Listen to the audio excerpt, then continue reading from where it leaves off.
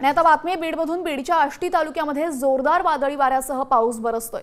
यावेळेस 22 गावातील घरांचे पत्रे या वादळामध्ये उडून गेल्याचं चित्र समोर आलेले। तुफान पाऊस आणि वादळी वारा आपण पाहतोय दृश्यांमध्ये। दरम्यान घराचे पंचनामे करून मदतीची मागणी यावेळेस नागरिक करत असून वादळी वाऱ्यामुळे जवळपास 25 गावांचा विद्युत पुरवठा खंडित झालेला आहे। पावसाची आणि वादळी वाऱ्याची दृश्य आपण पाहतोय। यावरून आपल्याला अंदाज येईल किती वेगात हा वारा वाहत होता आणि यामुळे अनेक घरांचे पत्रे उडून गेलेले।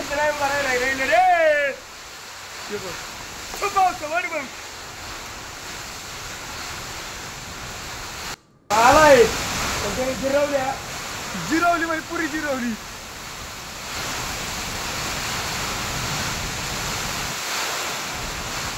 हे टीव्ही लाईन वाली पाहिजे होती।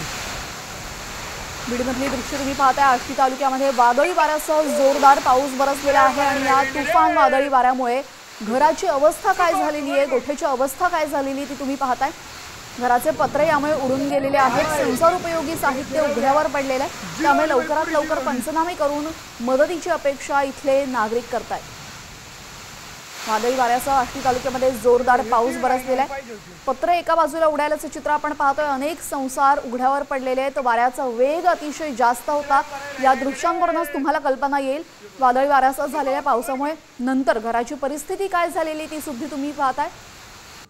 घरामधलं संसार साहित्य यावेळेस उघड्यावर पडलेले आहे।